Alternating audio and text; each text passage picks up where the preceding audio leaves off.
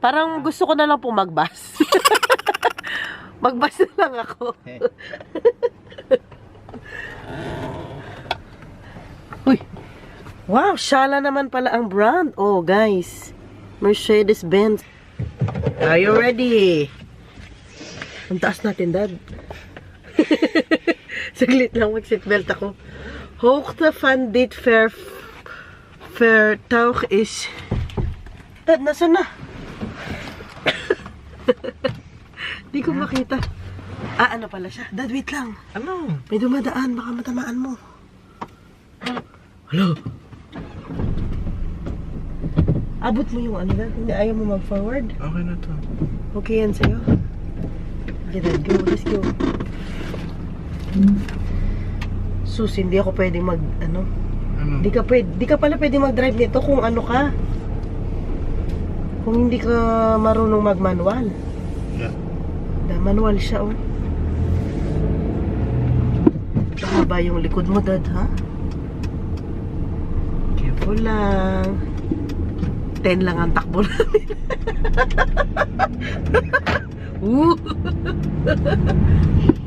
Ayan, tumaas na. 20 na.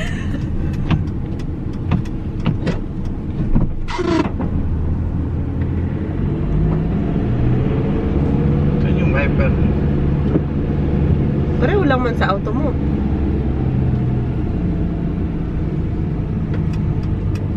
So far, so good, Daddy. Kutar po, wala dapat siyang guluhin. Gugulo ko talaga, sorry po.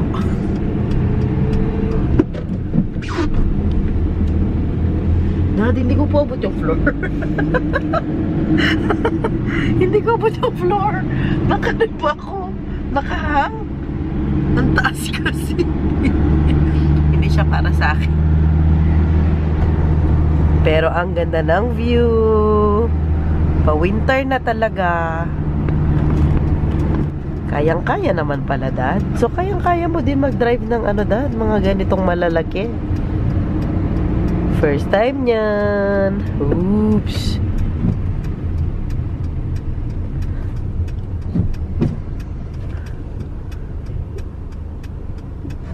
So far, so good? Yeah. Bago ako sa lapad. Be confident, Daddy. You can do it! We can do it!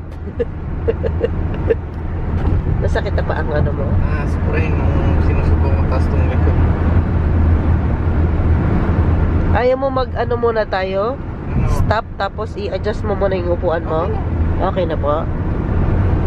Nung bata ako, first time ko sumakay ng truck. Yung tito ko nun, yung tito ko kay mama, kapatid ni mama, panganay nila. Nagda-drive yun ng truck. Ano siya, yung cargo truck, parang ganyan. Tapos first time ko sumakay ng truck, nasiraan pa kami. Maliit pa ako nun siguro. Pero alam ko na, grade 6 siguro. Kung di ako grade 6, first year high school, parang ganyan. Amazed talaga ako kasi ang taas, nakikita mo lahat sa daan. Amazed ako. Yun na yung first and last ko na sakay ng truck. Tapos, eto na yung pangalawa. Kay Daddy na. Kaya naman ni Daddy. Akala kasi ni Daddy yung lisensya niya dito, hindi pwede dito sa ganito kalaking sasakyan. Kasi dito, merong ibang lisensya pag magdadrive ka ng motor, ibang lisensya pag magdadrive ka ng truck, iba din ang lisensya mo pag magdadrive ka ng yung mga sasakyan lang na pang pamilya, no, Dad? Pero yung mga ganito kalalaki, included na pala sa sa lisensya niya, hindi niya alam. Akala niya, kailangan pa niya ng certain type of license. Kasi yung mga license dito, type C, ganyan ba? Type A, Type B, Type C, ganyan ang mga lisensya dito. Hindi kagaya sa atin, pag may lisensya ka, pwede ka na sa lahat, no, Dad? Kung marunong ka mag-drive ng motor, marunong ka mag-drive ng sasakyan, so isa lang yung lisensya mo. Hindi ko lang sure pag sa truck, Dad. Iba pa yun, no? Hindi ko lang sure kung iba po ba ang lisensya sa atin na mga nagdadrive ng truck o pareho lang.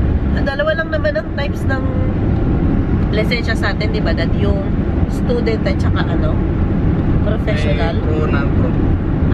Pro, non-pro. May number ba yun? Non-pro 1, ganyan. Hindi ko rin alam. Hindi ko rin po sure. Pero si Daddy noon, meron siyang lisensya sa atin. No, Dad? May license ka na, normal na license o student lang? Normal. Ayun, may lisensya pala si Daddy sa atin.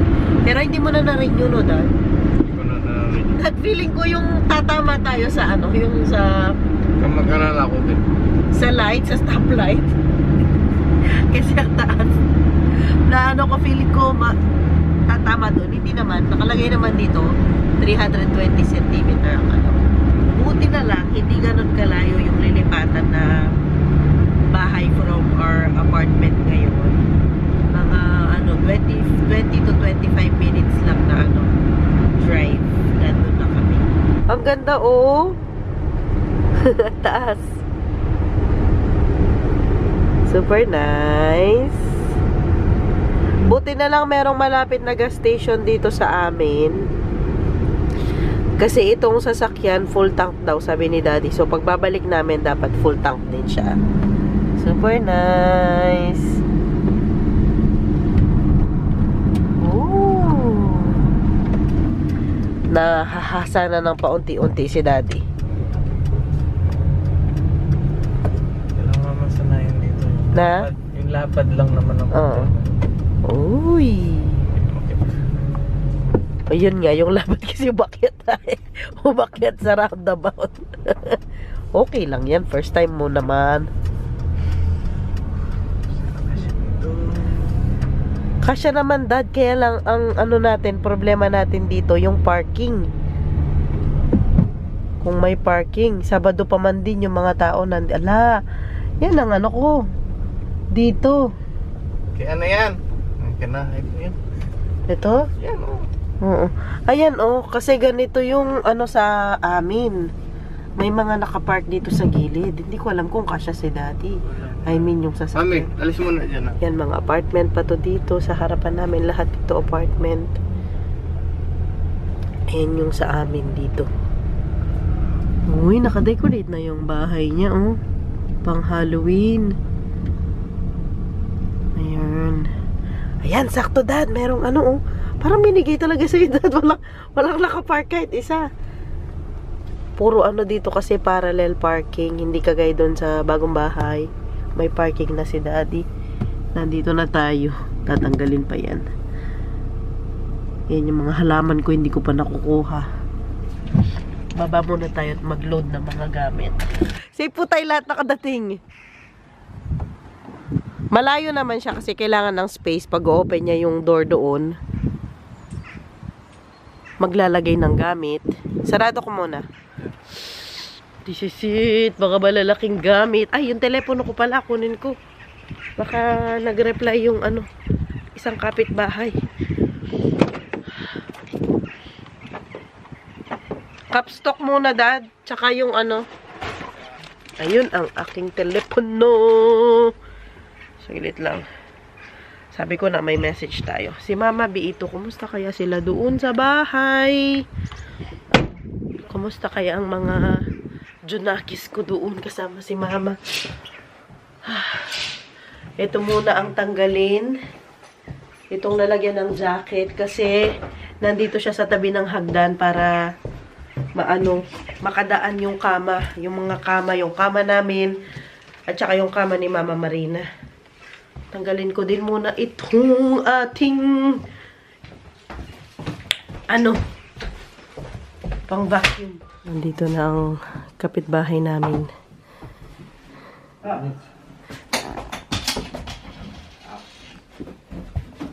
I'll just get that.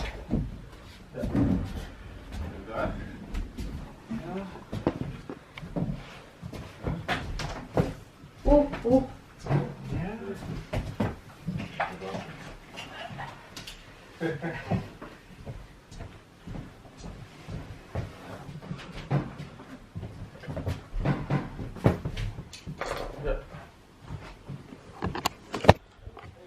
Buti na lang ang sofa namin, pwede siyang hati-hatiin sa 4. Kaya hindi sila mahirapan masyado. Lagyan na nila doon.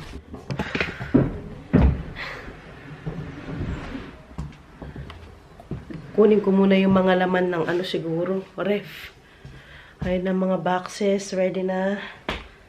Sofa muna talaga ang inuna nila, tapos yung mga bed. Maluwang pala siya. Ayun, napatong mo dun sa likod. Oh, sandali. Para maraming ano, malagay. Tapos ito'y forward mo din. Ay, mahina yung...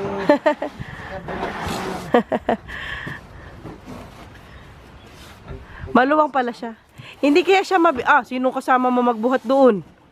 Si Mama. Okay, tanong ko si Bangs.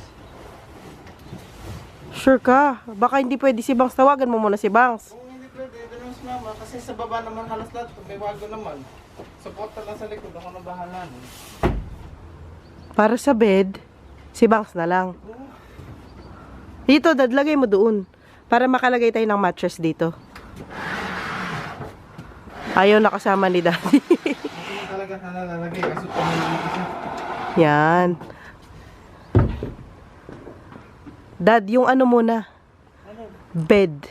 Para ma-shoot mo doon, no? Yung mattress.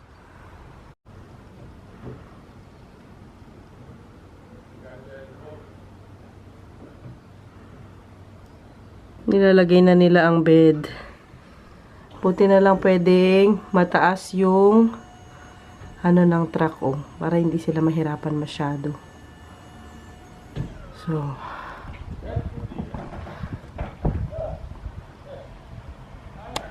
last na lang yon. Empty na dito. Yung dalawang bed na lang.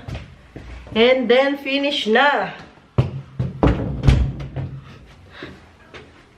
Wala na silang, yung ano pala, yung dalawang bike sa labas, sa likod. Sasama niya yung dalawang bike kasi hindi yun kasya sa sasakyan niya eh. Yes!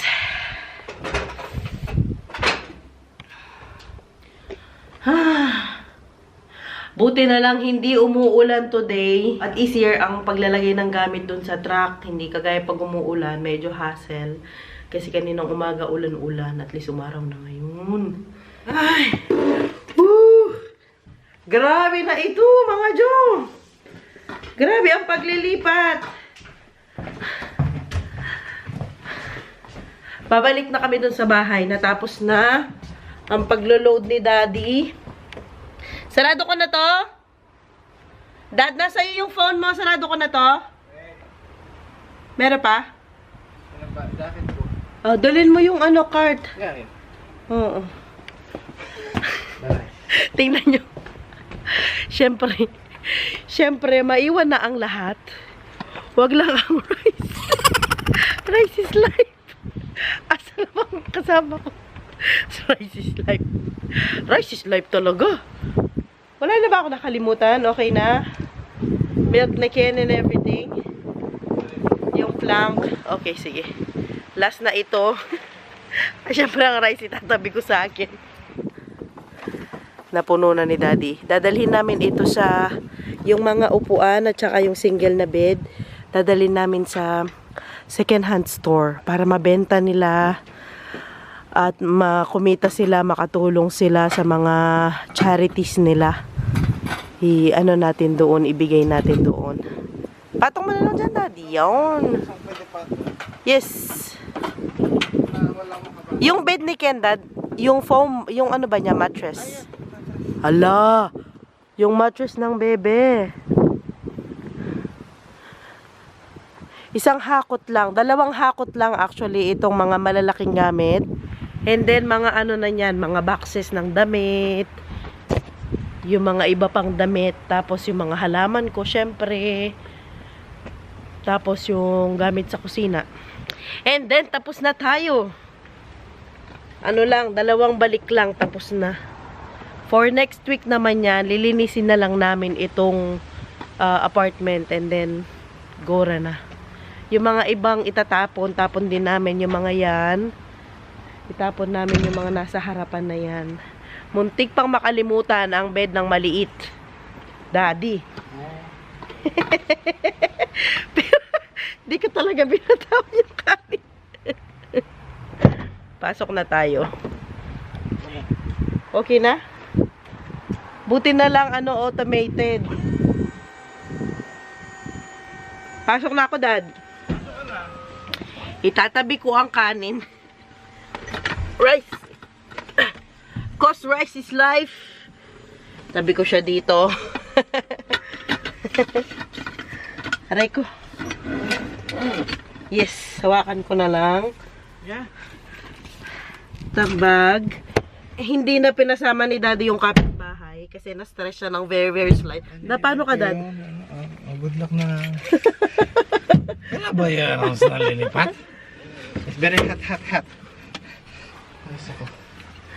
Nainitan ka lang kasi naglipat-lipat tayo. Stress pa na.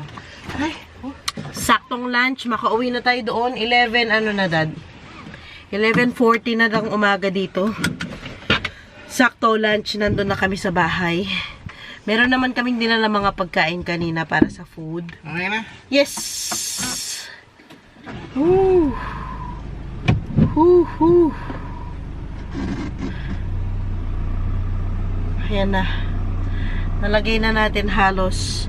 Ihatid muna namin nito yun nga yung mga upuan. At saka yung isang cabinet. Ibibigay namin dun sa second hand store. Ang gagawin kasi nila doon, ibebenta nila yung kita, ayan, makakatulong sa mga charities na sinusuportahan nga nila. So, makakatulong tayo at hindi natin kailangang itapon yung mga bagay-bagay na ganito na pwede pang pakinabangan ng iba. Kesa sa ibenta ko, tapos ako lang man ang makikinabang, at least ma-share man lang natin ang ating blessings. Kasi meron naman kaming gagamiting upuan dun sa bahay. Actually, yung nasa bahay ngayon, panglabas namin ng mga upuan yon. Pero enough na muna yon sa ngayon. Napagod ang aking katawang lupa. Okay ka pa, Dad? Yeah. At least tapos na ang mga malalaki. Mga na lang yan, liit-liit na lang na mga box-box na lang. Maliliit na mga cabinet, yung mga cabinet sa gilid ng kama. Ganun. Ang ganda ng daan. Napakita ko sa inyo. Ayan, oh. Nag-i-start pa lang silang hindi pa actually. Green pa ang mga dahon. Hindi pa talaga spring. Hindi pa talaga naglalagas. Fall. Super nice. Nakikita mo lahat kasi nga mataas. Ang aking driver. Okay ka pa, Dad? Oo, importante yung kanin, okay pa. Kasi basta may kanin, kahit anong ulam, tuyo, itlog, okay na, solve na. Hindi naman tumaarte si Daddy sa ulam, kahit ano man lutuin mo, kakainin niya. Puwera, sobrang daming gulay. Walang paksiw. At paksiw pala, ayaw niya ng paksiw. Any paksiw. Kahit yung may gata na paksiw daw, ayaw mo, Dad? Yeah, basta paksiw. Basta paksiw, ayaw niya. Punta muna tayo ng second hand store nang maibaba ang mga gamit. Di na ako sama, Dad, ha? Kaya mo na yan. Yung lang, Dad, no? Yung mga upuan. Upuan na. Ayan na, nilagay na dyan yung mga upuan.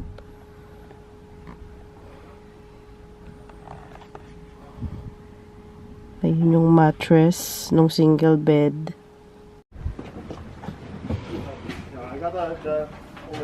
Ayan na yung last. Yung cabinet ni Daddy na glass. Okay na. Parang okay na lahat. Wala na. Nandito na tayo sa bahay. Siyempre, ang rice. Secure. Yes, Daddy. I'm looking for the key here. Anong key? Sarado ko na to.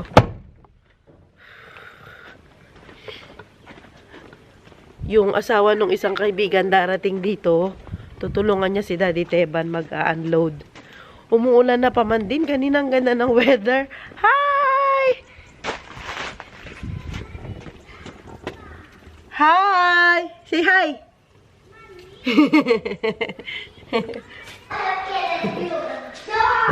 Oho! Si Kenneth pang inano! Ken! Hi! Hi, Ken! Malamig ang bahay. Uy! Isaksak na natin ang kanin. Yan ang pinaka-importante for today's video. Hi! Kumain na yan! Hi! Hapak! Sige lang sa rin. Nakabihis ng baby. Bam, bam, bam. Bam, bam, bam. Puntahan natin ang Ate Zoe. Magpahinga muna kami. And then, another round ng pag-aalis ng gamit. Grabe. Ate Zoe, say hi to my vlog. Sana po ay nagustuhan ninyo ang vlog namin po for today. Thank you for watching. At kung nagustuhan po ninyo ang video namin, please don't forget to like, share, and Channel, bye. subscribe to our channel. Bye mga Jo! Bye-bye!